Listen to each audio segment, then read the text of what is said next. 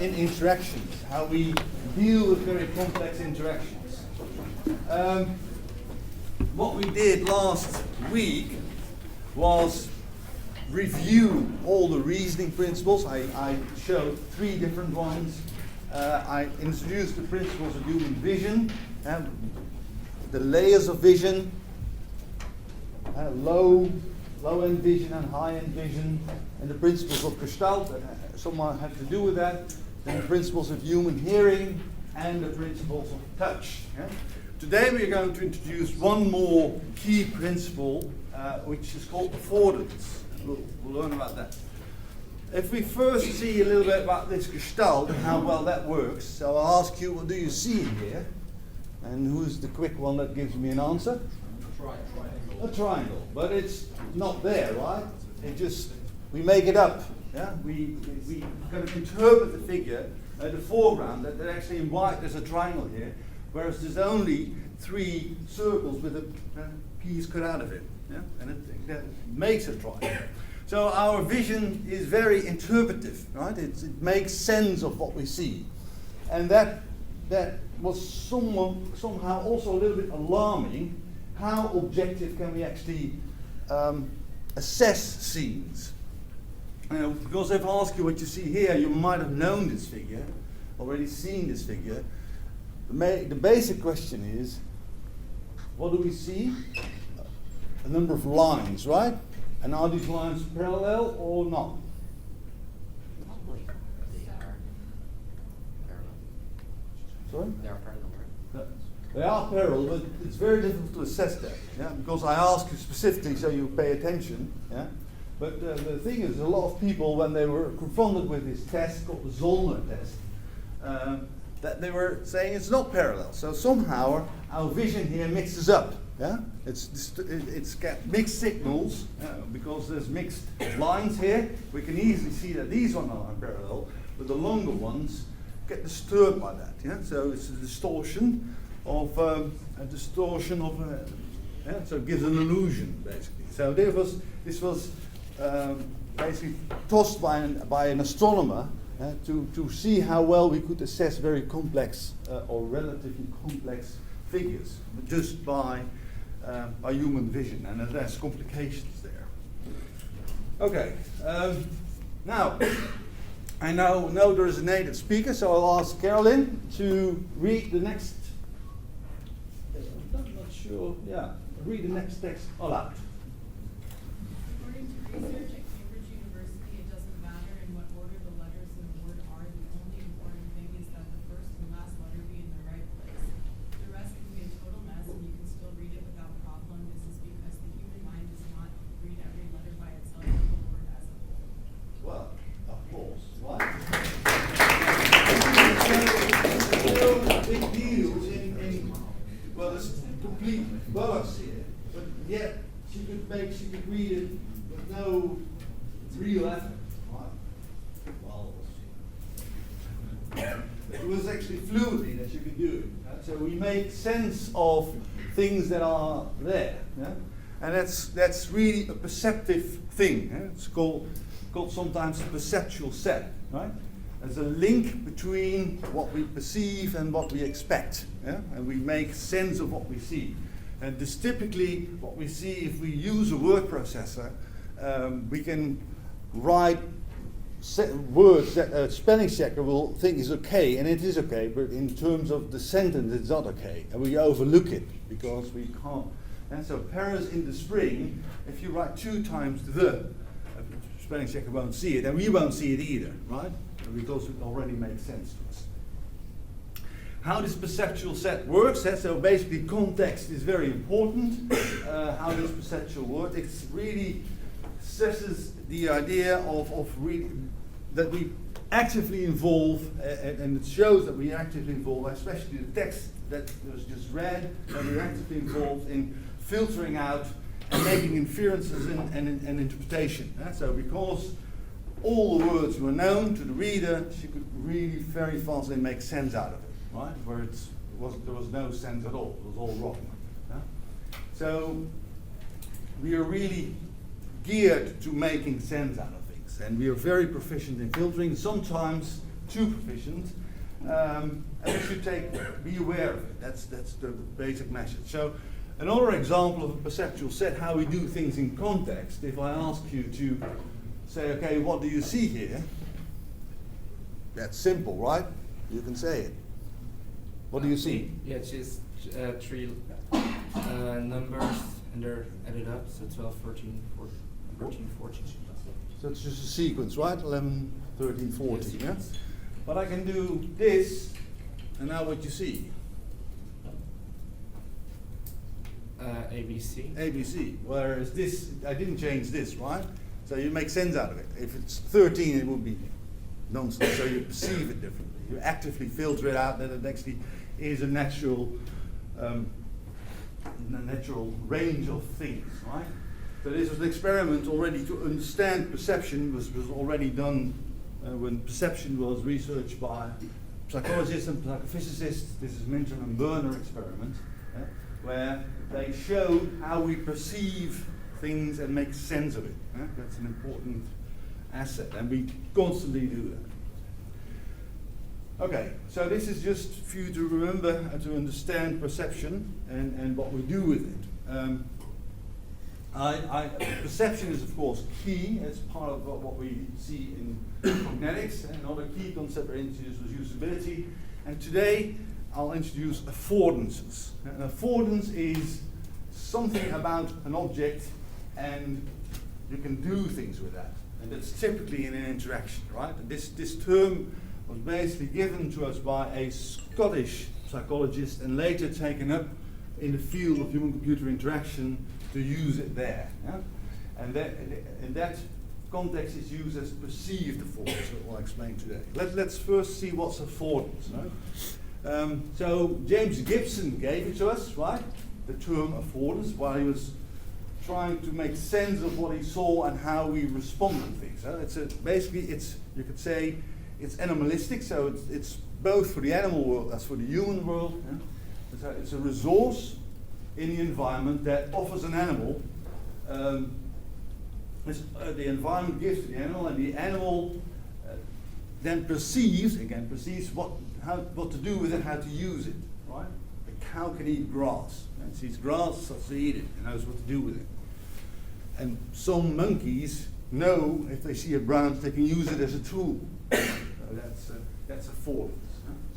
So it refers to both the physical and the environmental constraints, physical properties and environmental constraints that particular being has to that respect, and also bodily dimensions. I mean, if it's a very big branch, the monkey won't take it.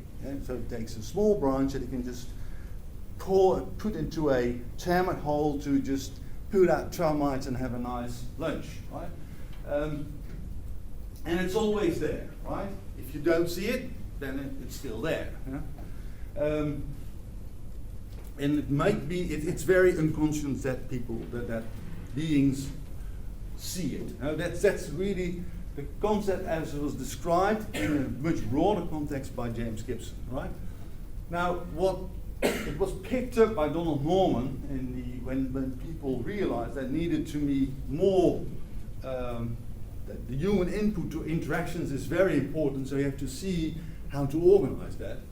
And Donald Norman was very instrumental for that, and he tossed the term perceived affordance. So this is really projected on humans. Yeah? So if there's an object in an environment, what a person thinks that can be done with the object. This is typically in interactions. There are all kinds of objects there, and some objects are part of an interaction, others aren't. Yeah? So the perceived affordance is what a person thinks can do with it. Yeah?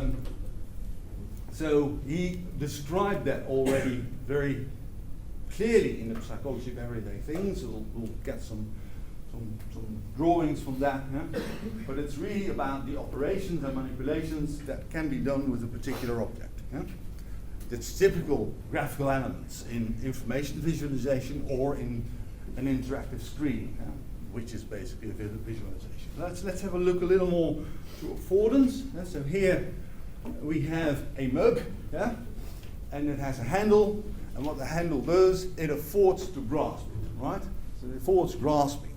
Right? So that's typically affordance. Yeah? Now, if you see physical objects, this is typically a physical object, but there's also cultural things. If you see buttons, we know we can push them. So if I see buttons here, I know it's actually a resistor, I know I can turn it, I know what to do with it, right? And that is typically transferred to screen objects or to objects in interactive installations. So a mouse button affords to click, and like physical objects, because it has that thing. And an icon also affords clicking. This is typically a screen object, or even double clicking. Well, that's not there, but we acquire it. Okay, so important to us is what we see on screens or in any form of interactions, what's the perceived affordance of it. Now, affordance is often explained in terms of, well, mercs, you can do that, but you can also use doors. Right? Doors is typically what affords to do things. If a door has a metal plate, we're not going to pull it towards us. We know that affords to push it, right? Whereas it has a handle, these two types of handles, you have to somehow pull it towards you. You're not going to push it, right? So you see that the objects here in the environment tell you what you can do with it. Yeah? And that is typically used in interaction, because we try to bring things in, we try to use semiotic signage that tells us what to do. And that makes an interaction, make it very effective. Yeah? Right, now let's do a little exercise then. So we basically discussed it, but what are the affordances of an icon on a computer screen? Do you have any ideas here? You might have an idea what the icons of on a computer screen. You have icons on your screen, so what does it afford to you? A button. A button, yeah? So, but on a computer screen, you make the mistake that I do, it's already an iPad, it's not, it's a computer. So you go there with your mouse, and it affords to click it, to start up something, right? That's what it does. And different from an iPad, where it's more like a button to you. You go directly with your finger, so it's already different. Now, if we see a blank sheet of paper in front of us, what does that afford? Some of you have a blank sheet of paper. What does it afford? Right? To write on it. To write on it, exactly. Or to make a drawing maybe. And if it's nice, has nice lines, you really nicely write on the lines. Yeah? Now, if instead of your normal paper, I give you a sheet of music paper, what does that afford? Right? So it's these 5 bars that you use to write notes on, right? So it really is more difficult. You're not going to write on those bars text. You're going to write notes. So it affords a different thing. Yeah? Just for you to remember that. Now this is taken a little further later by using the term body cognition. Yeah? And there's a guy, Paul Dorish, who basically extends on this whole Gibson idea of affordance. And there's a coupling of meaning and action, which is typically from the field of philosophy and typically phenomenology. Yeah? So that we have perceived affordance that allows us interaction. It's very important to us, and it basically already relates meaning with an action. A typical example, which is used in philosophy, is the hammer. The hammer in itself is an object. The moment we pick it up, we get an embodied cognition, extends actually our possibilities to do things with it. And there's typically an interaction, so you have to pick up some device, and it extends our possibilities. Now, a hammer, pretty clear, you need some nails, you can do things, or you can, if you have it in a more delicate situation, you can, kick someone's head. It's not the intended use, but you can do that. In principle, there's nails, and you can then, make a nice shed or something. So but it extends your own things. And so there's an action. The action goes through the 6th system, and we as human beings make a coupling. We make a coupling of the action and the object, and then we can do something. And this is typically how technology works, and how you as designers have to think about it, right? Because what we can do is we act you get technology which is offered to us and we can act on it, and it has to be clear what the meaning is. So users, somehow objects communicate something and communicate a meaning. And users are going to pick that up and manage a coupling and start to do something. It's not the designer. The designer has to be very smart in understanding how the user would pick that up. Yeah, that's important. So I would explicitly say it's actually the users that create it and communicate the meaning, and we'll learn more about that today when we think about mental models. And users manage the coupling. They do that. Yeah? And that's how we kind of participate, use all the technologies that surround us, right? We really take up meanings and then we start doing things with it. There's a famous example of how that can go wrong. Yeah? So in terms of things that you can do with the people, that when the mouse was very early and there was an instruction given, bring the mouse to the top of the screen. That's what the elderly did. They just put the mouse on the top of the screen. Yeah? So that's not the mouse pointer. So you see that sometimes people given instructions make the wrong coupling. It's easily done. Yeah? It's easily done. Okay. So what we'll now do, we'll bring this a little further even by discussing important stuff on how we acquire knowledge and use knowledge in interactions and in interfaces. And what we do for that, we use for that is mental models. Humans, basically, that's how we make the coupling. And we use metaphors. That's what the designers kind of give us to give direction to what you can do with it. So in this lecture, I'll discuss. We start with knowledge representations, that we know how we as humans can represent knowledge. We have known how we can acquire knowledge and how memory, we should have some idea how memory may be instrumental in that. And then we represent it in some way. We've already seen something of it, but then we go to flesh that a little more. Yeah?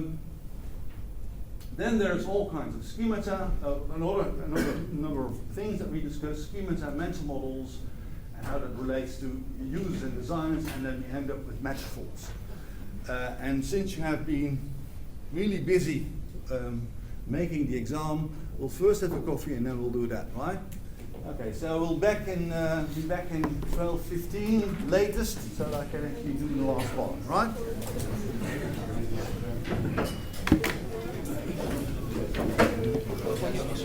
Yeah? Yeah, fine. Cut it and throw it away. That's what you do, because it's useless, it won't function, right? If you would do that with an email certificate, throw it away, has an expiry date, you throw it away. Or a passport, the passport is expired, you throw it away, big trouble. If you apply for a new passport without showing the old one, and it was not reported missing, you're in trouble, right? So what's the case here? We have some kind of sequence of things that we do successfully with food and with credit cards and with passports, and the same holds for email certificates. If you throw it away, you can't read the email anymore, and that's not what you want. It will block it. And throwing away your passport it will complicate the renewal for a new one, right? So what we appeal on is a mental model. We have a mental model on how to do that, but a mental model of an expiry date. And it's initially, well, you can do it for food or for credit cards, so it seems not to be really context sensitive, but alas, passports and email certificates have a different behavior. Yeah? So in order to use a mental model, appeal on mental model that people use to understand things, as we'll see, we have to really be aware how people use it. So designers use it, users use it, and they have to be brought together in the best possible way. So before we bring that a little further, because basically what the mental model is based on is knowledge. Knowledge about credit cards, about food, and understanding a date and expiry, the concept of expiry date. It's all knowledge. So let's first see how we represent or work with knowledge in the context of computer interaction and specifically information visualization. So there's a quote saying that understanding the way that knowledge is represented, organized, and retrieved is important. It can be used, and then perhaps it's possible to develop interfaces or visualizations that facilitate thinking and problem solving. And we've seen that this is something you should ease up. Often interactions, information visualizations is about very complex information, so you have to make sure that people can do something with it and make sense. Yeah? So then you appeal sometimes on knowledge, but you have to understand how it's represented. Yeah? And by using prior knowledge, people can make predictions on how things work, and they can more easily work with it. Yeah? Underlying it, we've learned there's reasoning, and you often appeal on making inferences from data, from things they see. Yeah? And how does that work? Yeah? Now, we have to think on there are some models of how knowledge is represented. And there's two groups basically: the symbolic representations and the sub-symbolic representations. Yeah? If we look at the symbolic representations, really rule-like symbolic structures. That's what you work with. Yeah? And there's two kind of groups there: the imagists, and they say, okay, it's purely based on images, purely based on pictorial representations that are used in these rule-like manipulations, or the propositionalists. And instead of pictures, they use propositions. Yeah? You'll see that. Yeah? And then there's the sub-symbolic representation that is not using symbols, so the lower level. Yeah? So basically you get a distributed representation. We'll see about that. So let's have a look at the images, how they do see things. Basically, you use their idea is that analogical representations, so pictorial representations, underlie mental processing, how we kind of acquire knowledge, how we represent it. Yeah? So here's an example: buying bread. Yeah? That's really an image of the world. You can immediately imagine the bread. Putting bread on the table gives you two real physical concepts that you can directly work with. Yeah? So their claim is there's really no thought without images. People more in the abstract sciences, in physics, in mathematics, and there's often are very abstract concepts and are not pictorial at all. We try to do that, but you have to think a little different. So this might not always hold, and not for everyone. Yeah? But we can say that images play a role in a lot of daily aspects of thinking. And reasoning. So it's not all wrong, it's just a nice way of how to look at things. The propositionalists, they say, okay, we need propositions in the mental processing. So they make assertions, language statements. The bread is on the table is in the garden. So that's a set of propositions that help you represent certain knowledge. You can use images according to their approach, but it's a byproduct. So basically you say that this most simple approach is the images, then you have the propositionalists that say, well, we go by these assertions, and images, well, can be used, not necessarily. Yeah? So you're a little broader there. The other group, so this is the symbolic, then you have the sub-symbolic ones, that are the connectionists.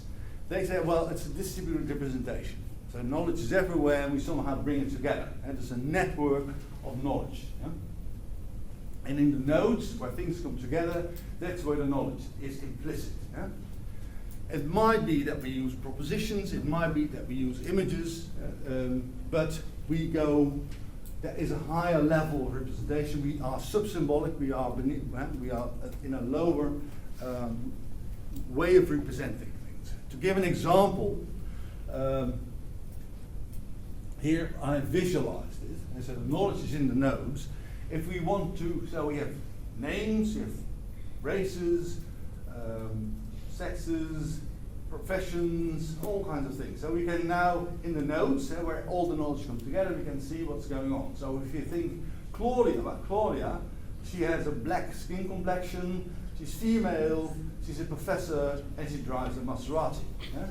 It's not known probably what kind of favorite cheese she has, but you can follow all the lines, do it for yourself later on, and see that knowledge is in the nodes. Right? So you have a lot of concepts, they group together, and then you make connections. That's what you see that it's a low level representation of it. right? You can, with all these things, you might have pictures, you might have even assertions with it, but that's a higher level. Yeah? That's how it's different. Now, to see how well we can do things, how as humans, how good we are, I'll start to use a few experiments that give you an idea on how things work. Yeah? So the question is whether analogical, propositional, are they really distinct forms, or is it a mixture? Right? So what we're going to do is I show you some images, and you are going to see which of the two are the same. Yeah?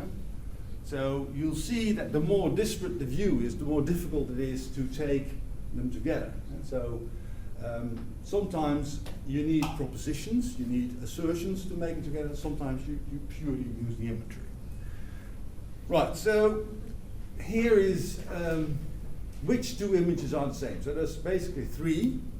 Have a look at it and ask, so in the pair, so which two pairs are the same?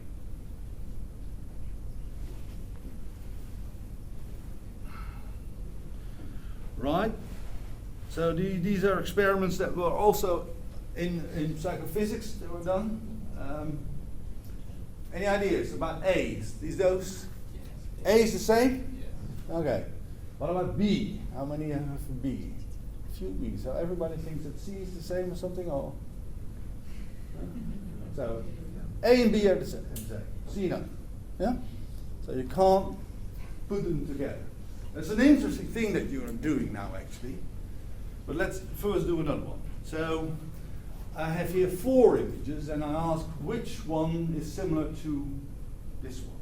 So which of these 4 is similar to this one?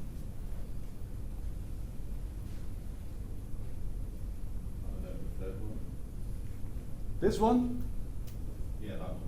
And another one or not? Only this one? I don't know, that's the other one, alright. Any other? First. First one, this one and this one. Yeah? Yeah, I'll just put it on there. Let's see what we got here. It's not this one. Why not? Can anybody comment why it's not this one? It's mirrored. It's mirrored, exactly. Yeah?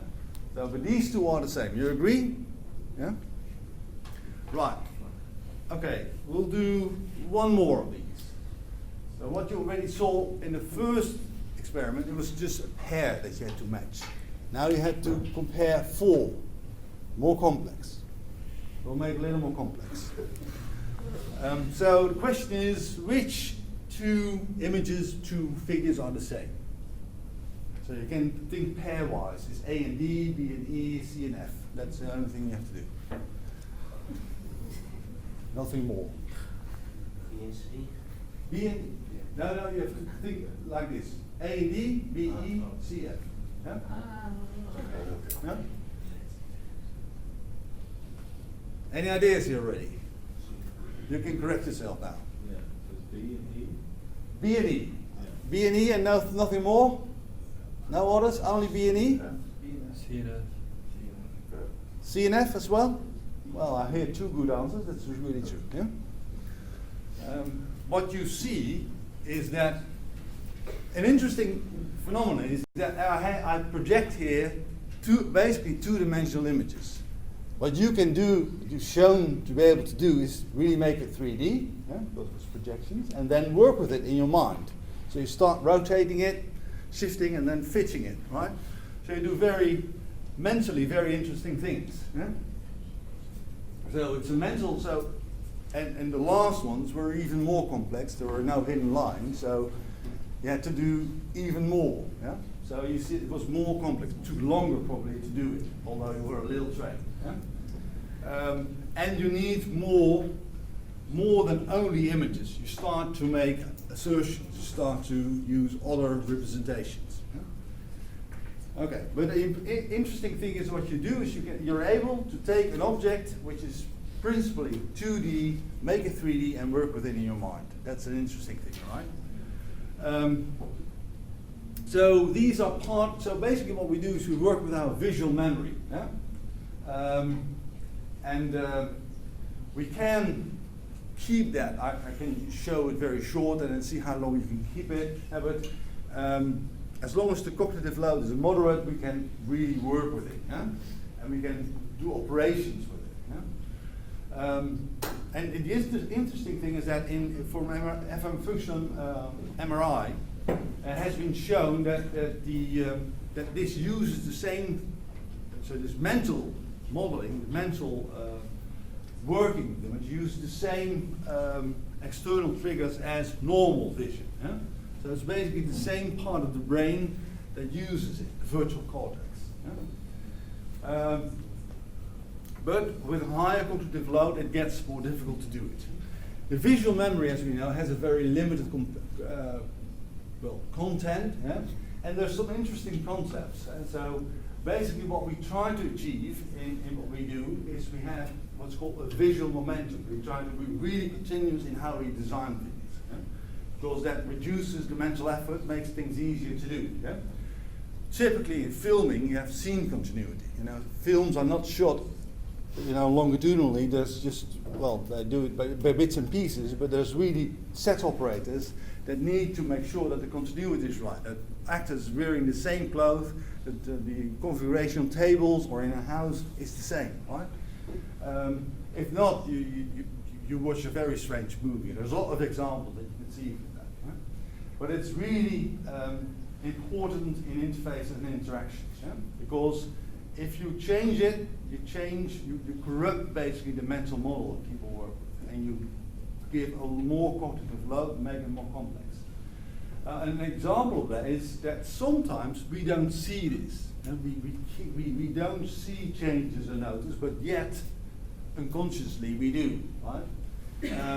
So there's an example, it's called change blindness. And as an example, people did an experiment in 1988. And you have to just watch what happens. I think I should start the movie. The doorstep. This video shows a participant from a 1998 study by Daniel Simons and Daniel Levin. Watch what happens as the unsuspecting pedestrian provides directions. The young man on the left is one of the experimenters. He has approached the white-haired man and asked for directions. Watch closely as two people carrying a door pass between them, and the first experimenter is replaced by someone else.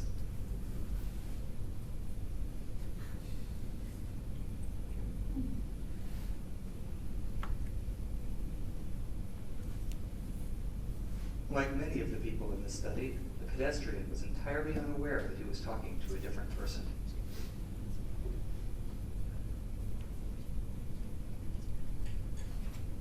Approximately 50% of the people approached in this study didn't notice when the person they were talking to was replaced by someone else. This study was among the first to demonstrate that change blindness can occur outside of the laboratory. This video is from research by Daniel Simons and Daniel Levin and is copyrighted. Well, it's good to It is know. available for use in talks, training, and teaching on DVDs from Discog Productions. Good. So you see that you see that people not always are aware of things changing, but if it constantly happens, it might affect the effectiveness of using in the use of an interaction. But because what it does basically, as I said, it corrupts the mental model. So that was first tossed by a Scottish psychologist again, Kenneth Craig. The mind constructs small-scale models of reality to anticipate events, reason, and underlying explanation. Yeah? That's important. So it's not that it's there immediately. You figure something out for yourself, and then it works like this. And then you can actually then work with it from that. It's explained to you. Yeah? So it's really, you perceive a number of things. You have some imagination and some interpretation that mingles together. Very vague, but interesting, and you can appeal on it, but how we make a mental model. Yeah?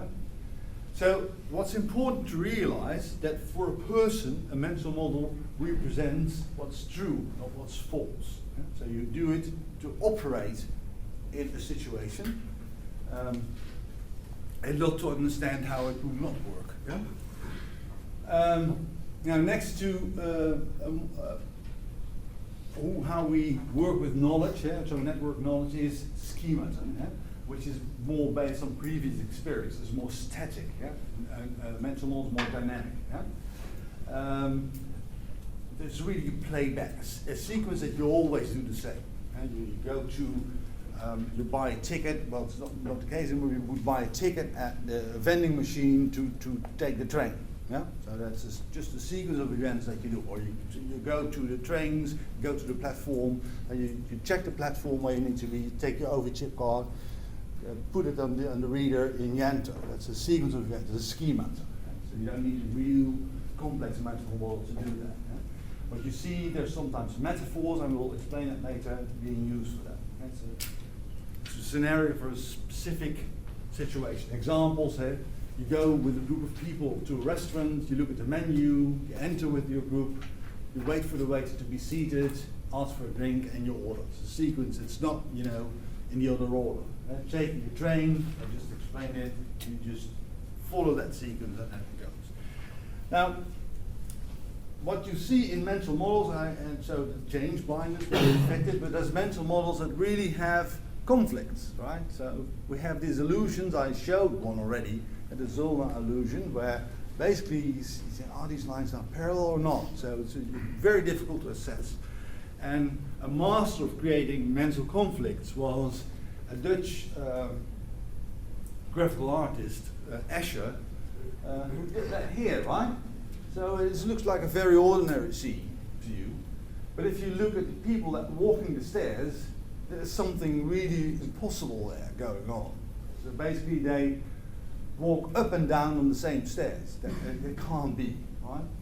So it's a confusing state. Yeah?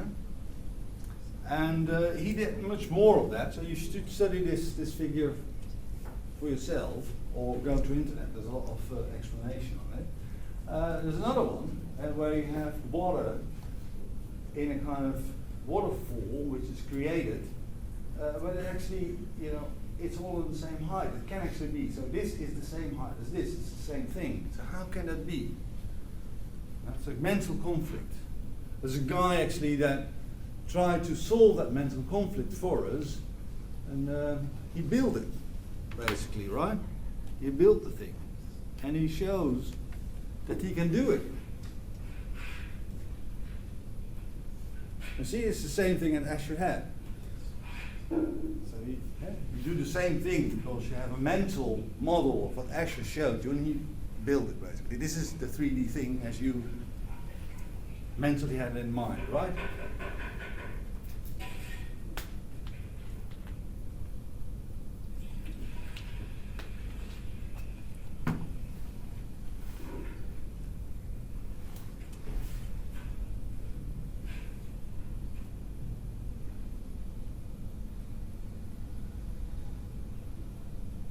Now, look what happens here.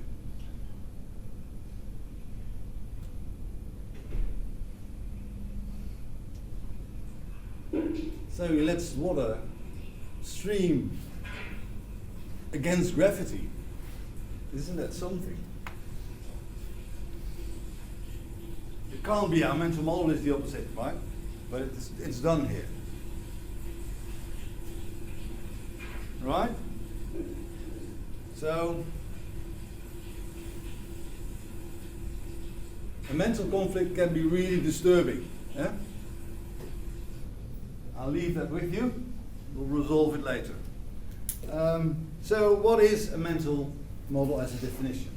People have mental models of themselves. You have a mental model of this Escher thing, and how you can interact with it. Right? It's really gained through experience and instruction. It's so. In contrast to schemata, it's dynamic and helps you to make predictions about future states and inferences. So reason over it. So if I show you something like this, this is the. So here you have a knowledge about how a bicycle works, and you can see that it's very difficult to make this bicycle work, right? So you have normal predictions on how a bicycle will work, and this does not work. This is an explanation of Donald Norman in his book on where he uses mental models. Also, with predictions that we have with situations, so we have expectations how it will work, right? You saw that in Escher, that was a little bit disturbing.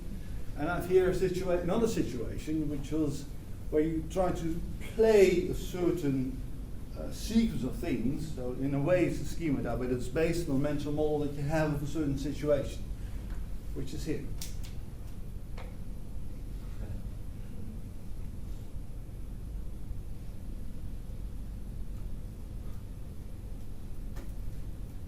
So what happens is that in the situation, the guy had a mental model of an elevator and did all the actions to respond to that rightly, but it's not corresponding to stairs. So then he made a new mental model and he acted upon the mental model of stairs. Yeah?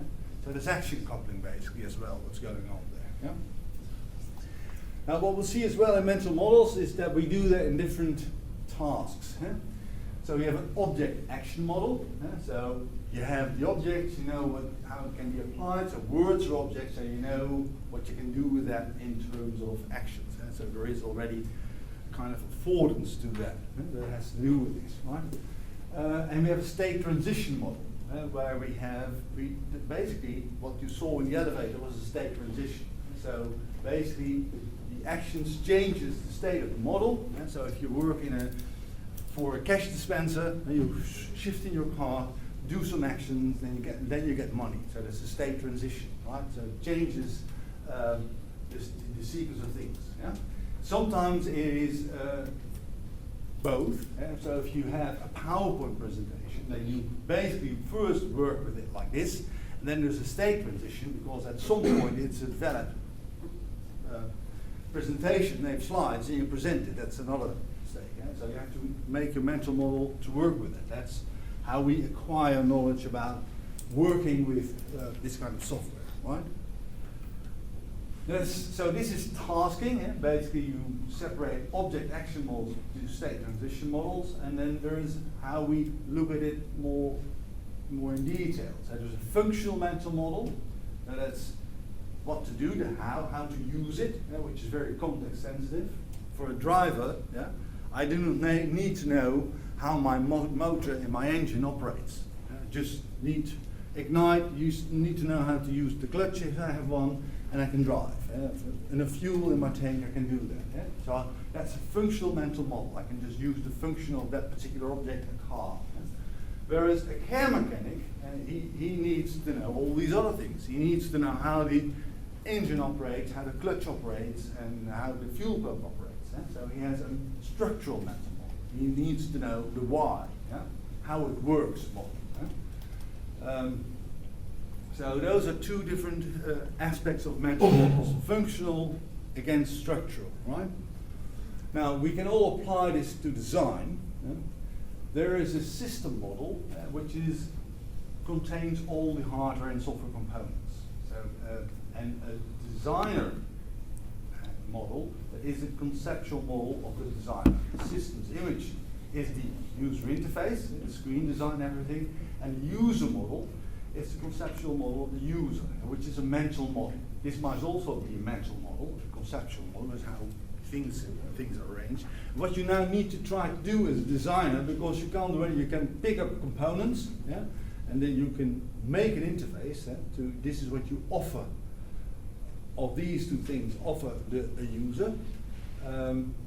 What a designer should realize that he should bring this conceptual model as closest to the user model as possible. Yeah? And what we have to do that is a whole range of things.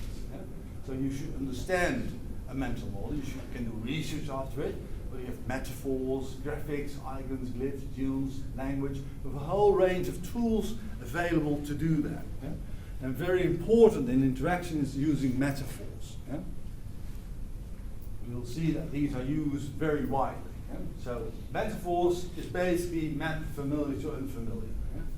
The most known metaphor, for those who were, most of you didn't, but a typewriter to a computer was a very known metaphor.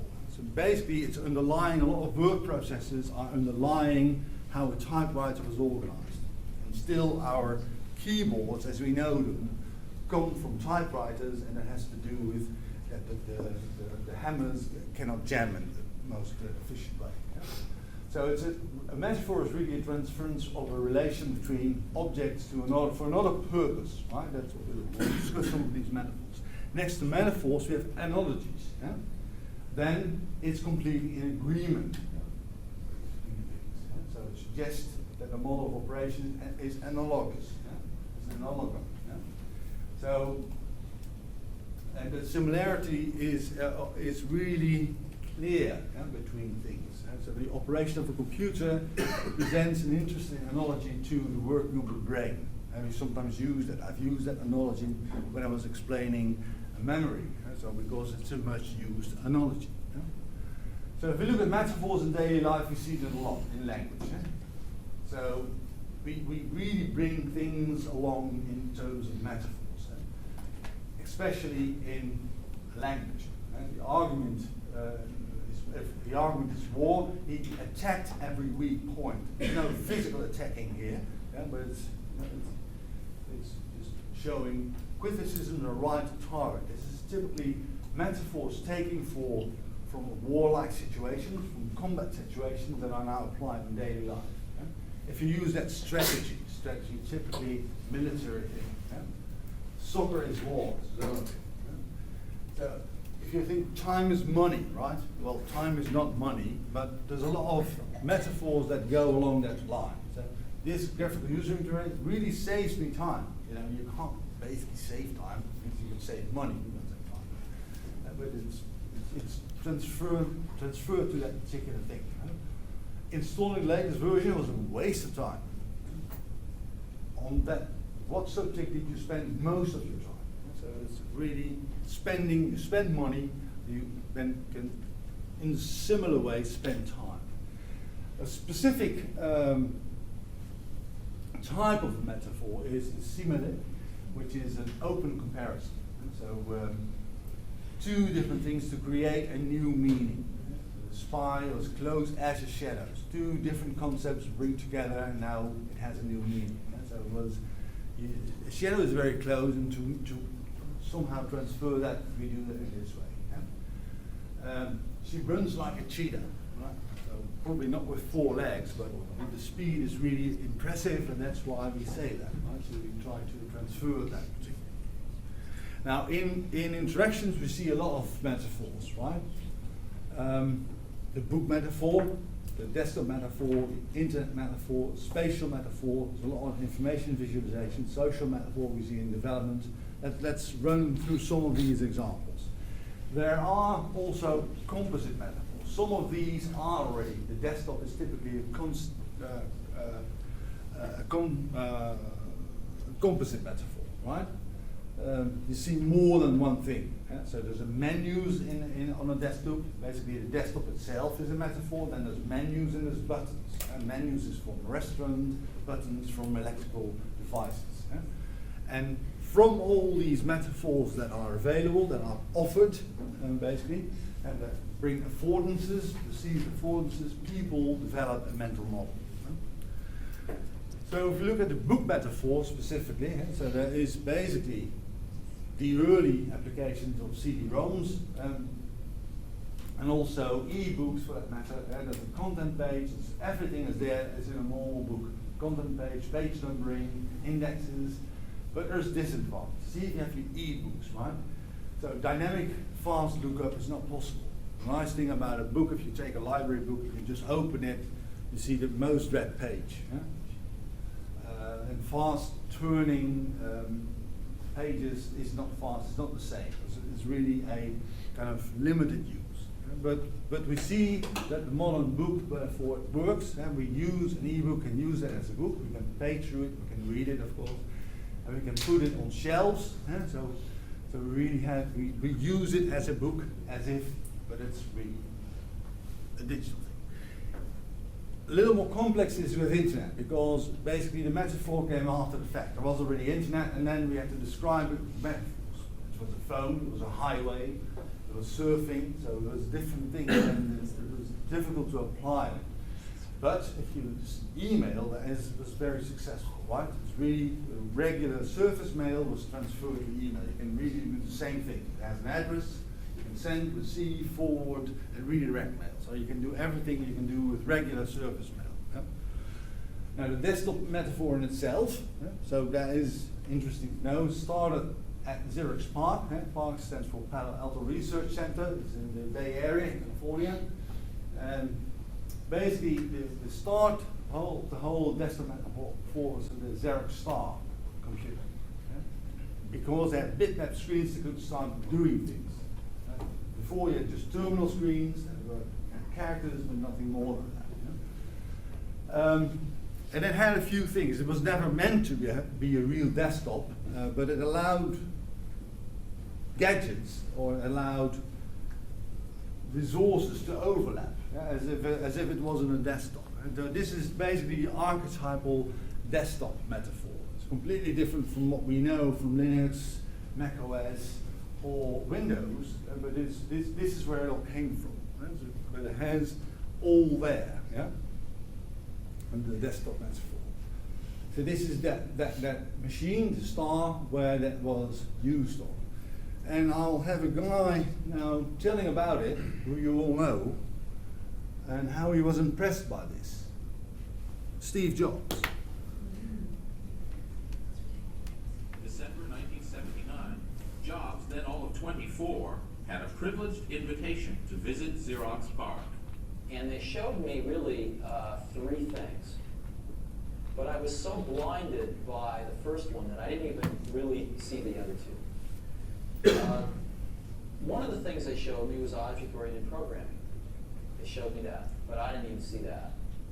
The other one they showed me was really a network computer system. They had over 100 Alto computers, all networked, using email, et cetera, et cetera. I didn't even see that. I was so blinded by the first thing they showed me, which was the graphical user interface.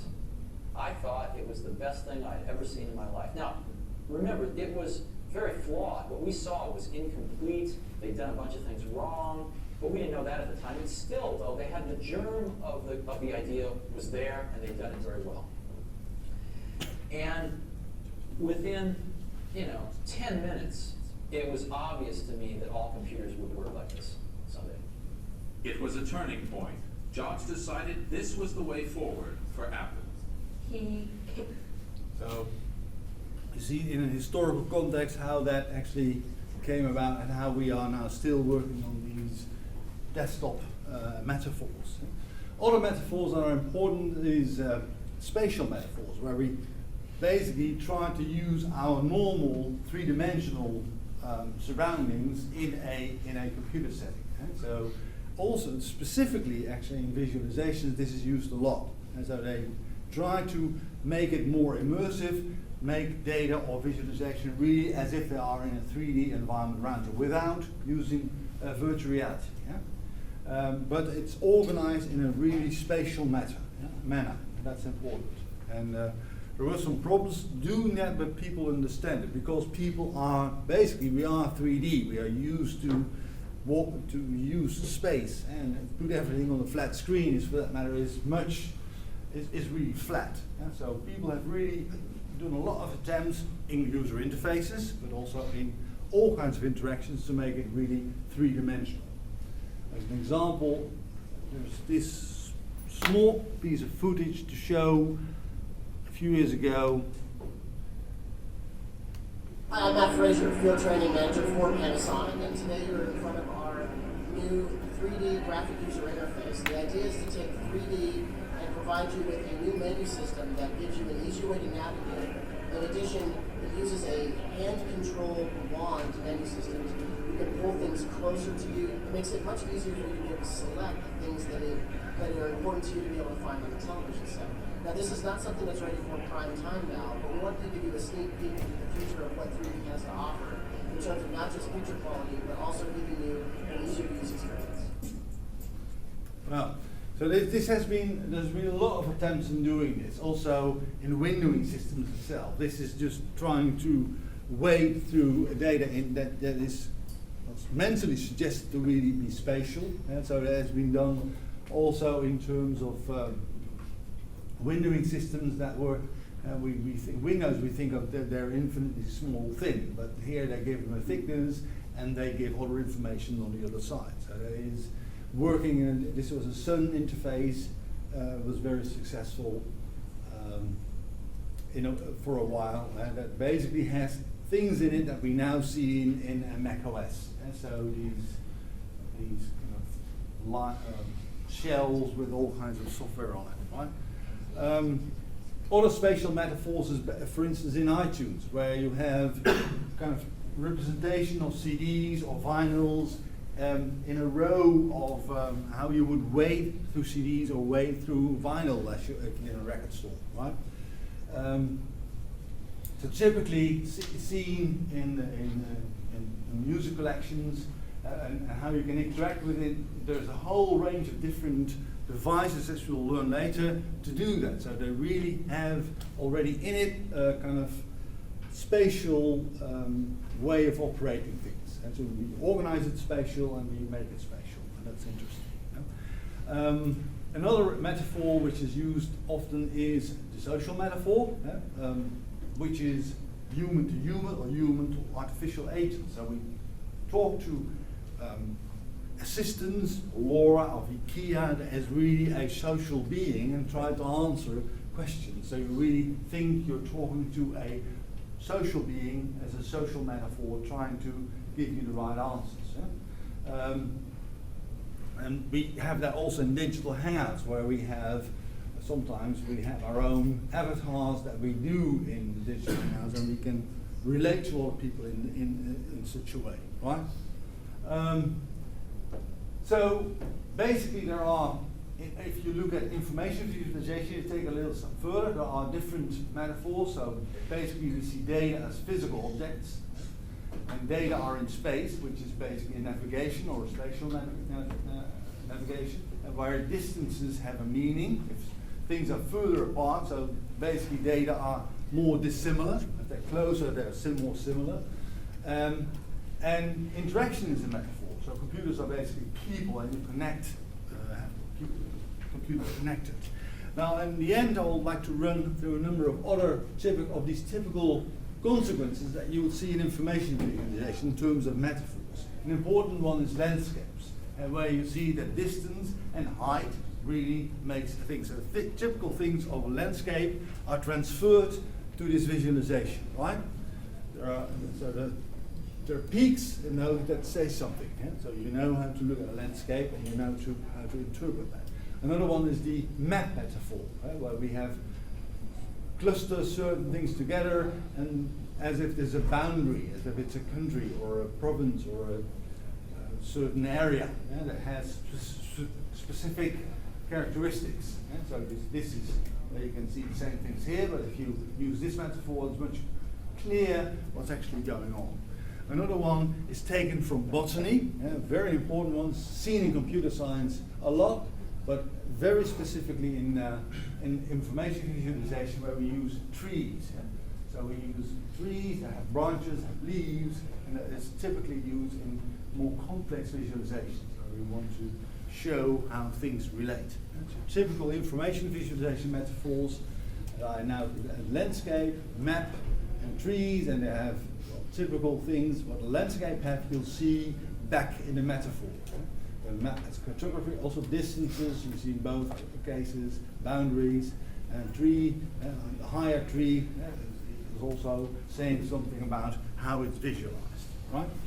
Good, okay, so in hindsight, what we discussed today, and so we first brought the concept of affordance, and you see that I was already using it and explaining other things about mental models and metaphors, because it's typically for interactions, what's important is perceived affordance, what you think you can do with objects, so how we present these objects in interactive situations, and how we use mental models, we as basically users, as operators, to make sense out of what we see, right?